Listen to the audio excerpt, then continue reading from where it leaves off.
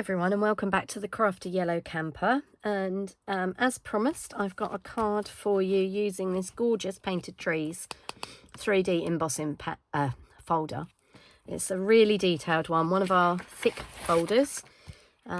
Really gorgeous with these really tall trees. Now, if you were making a square card, a 6x6 square card, this is perfect for an entire card front. Yeah, it is 6x6, I thought it was.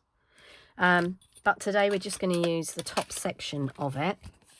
I just love this embossing folder. I just think there's so many possibilities of things to do with it. So I'm just going to put that to one side.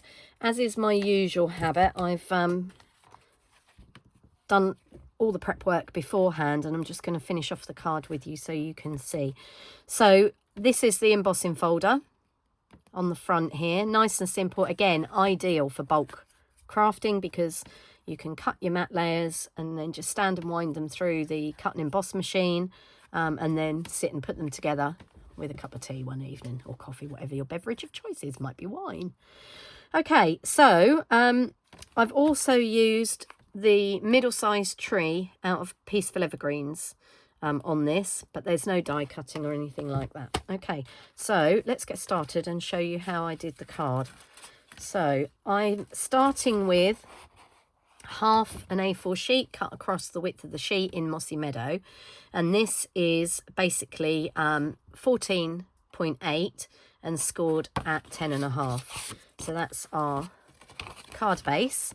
Obviously, if you're somewhere else and you don't have A4, use half of whatever your letter size or whatever you've got. Okay, and then what I've done is I've folded it with a tent fold. I seem to be doing a lot of those lately, but I think they really stand nicely on mantelpieces.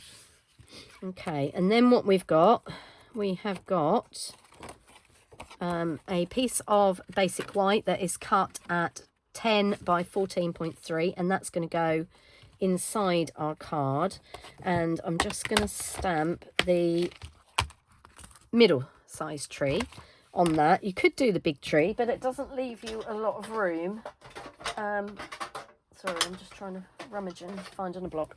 It doesn't leave you a lot of room for writing or stamping a sentiment if you use the bigger one. So I've just used the smaller one on the side there, and I'm using Mossy Meadow ink because that's what my card base is. And I just love these stamps. They're so detailed. Okay, so I'm just inking up my stamp, and I'm just going to stamp it on the inside there, and you can see it gives that really detailed effect, which is what the embossing folder also does. I'm just going to clean that stamp off my good old chamois. It looks disgusting, but does the job. Vaguely remember when it was a gorgeous pale pink. Okay, let's pop that away, get that out of the way. So yeah, this is, I think if you're going to buy a stamp set of trees, I think this has to be the one for Christmas. It's just gorgeous. Anyway, enough of my waffle. Okay, so we've done that. So that's going to go on the inside of our card. So let's stick that in and get that out of the way. Okay, and I'm using some Tombow multi-purpose glue. Obviously use the glue of your choice. If you prefer tape, use that. I just find that the Tombow gives us some wiggle room.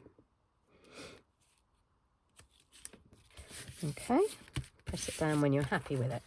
Okay, so let's move that out of the way. And then the next thing I've done is I've gone ahead and done some of the work already. So what I've done is I've run this through the embossing folder, making sure to catch the top of the trees. And you can see how detailed that is if I show you the back. Then what I've done is I've gone over with one of our blending brushes and in Mossy Meadow, just all over the card. So when you're blending, always make sure you start, I usually use a piece of scrap paper, make sure you start off the edge of the card and come in small circular movements. If you try and do this, you're going to have lines. Okay, so that's that. And then this is the bit that I wanted to show you. So you might notice, hopefully you can see on my card, that it's got some shimmer on the top there. Now this is a trick that I saw another Stampin' Up demonstrator do, and I've very slightly adapted it. Now she used her Versamark pad, and she very carefully with the ends went over like that, to put some Versamark on. And you can do that, but I'm a bit heavy-handed. So what I did was I went over, of course, obviously use your embossing buddy, because that gets rid of the static. And we're just going on the trees, but I am going all over the card because I don't want embossing powder where I don't want it. Pin back in his bag. And as I mentioned in a previous video, I put in my order to Stampin' Up for some new embossing powders. I needed some of the white and clear, which also comes with a black. And I thought when I'd done my order that I'd put in an order for the white, clear and black and the gold, silver and copper. Unfortunately, I got the numbers in a muddle and I now have 2 packs of white, clear and black. Anyway, they'll last me forever. So I had a rummage around in my non-Stampin' Up embossing powders and came up with this one, which is a Cosmic Shimmer one, which is called Old Gold Luster. One thing I did notice, actually, when I bought some new embossing powders, is I noticed they're now Wow embossing powders, whereas they used to be just marked with Stampin' Up. Okay, so this is a Versamark pen. Now, unfortunately, we don't sell these, but I'm going to give you a trick if you want to do it this way. So I find, because I'm heavy-handed with the ink pad, I found that it was much better. I mean, you can buy these online or in craft shops. Not that there are many actual bricks and mortar craft shops left anymore. But, so I'm using the pen. And I'm just putting a little bit of Versamark on the raised areas. I'm not trying to cover the whole tree. I showed you how detailed this is, and there are some very raised areas. But if you don't have a Versamark pen like I happen to have, it's very old. I don't know if they even still make them, to be fair. If you don't happen to have one of those, we do sell, and what have I done with it? Oh, here it is. For our Versamark pads that we sell, you can buy a Versamark re-inker. So what you could do, and you only want a drop, is use a clear block because you can wipe it off afterwards. Put a little tiny drop of Versamark on there, and then you can use a paintbrush. So you can pick up the Versamark on your paintbrush and just pop it where we want it on that detail. Obviously, make sure you wash it off the block and wash your paintbrush out. But it's just an easier way to get it where you want it. I'm just going to put those to one side. And I'll give those a wash later. Yeah, I'm running out of room on my desk. Okay, and then I've got my little tidy tray here. Obviously, Stampin' Up do sell an embossing kit, which is a tray and tweezers and the embossing buddy, which is a good purchase if you're new to heat embossing. I happen to already have my tiny trays. So it just happens to be what I like to use. Okay, and then I'm just going to put back in the powder we haven't used. I mean, it almost looks like we haven't done anything with that powder. Okay, I'll brush my tray out later. Okay, so then we've got our powder on there. Now, I don't normally do this on video, but I want you to see. So I'm just warming up my heat gun. And you'll be able to see the powder change. I mean, you could do this in any colour. It doesn't have to be gold. You could use silver. You could use white if you wanted snowy trees. You could use copper. You could use clear just to give it a little bit of shine. Obviously, the choice is yours. I just really like this gold. Okay, here's for our last two.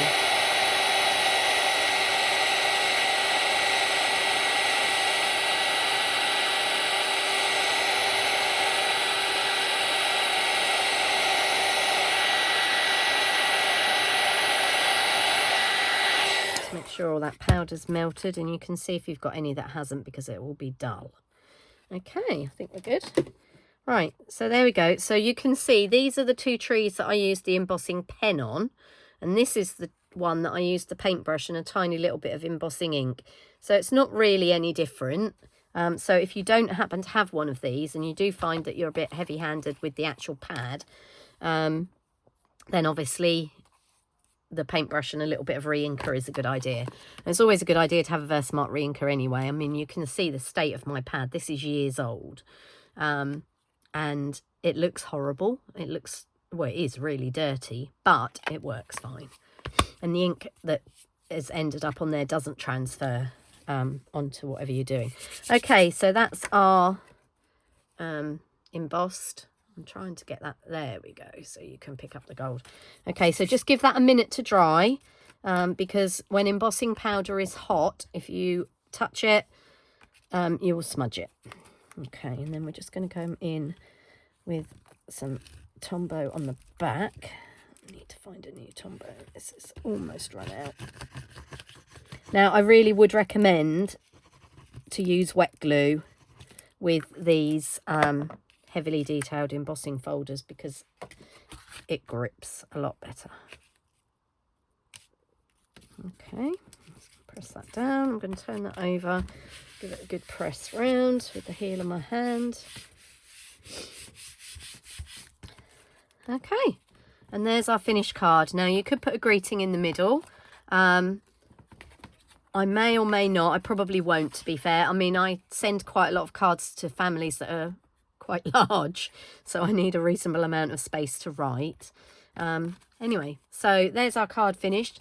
Nice, quick, easy, simple card. As I said, perfect for batch making because you could stand and emboss all your tree sections, dry emboss all your tree sections, and then ink the whole lot in one go, and then do the heat embossing. And I think it makes quite a nice card. I'm just going to hold this one. I don't know if I can catch it on the camera. This is the one that I made using the embossing pad, and you can see I've managed to get a little bit of Versamark around the tree, which isn't the end of the world, but I just found using the pen was a little bit neater. Anyway, there's the card. Hope you'll give it a try. Just one of the things that you can do with this that embossing folder, which I think is absolutely beautiful. And I will see you all again soon. As usual, any questions, obviously drop me a message underneath the video. And if you do make the card, I'd love to see your version of it.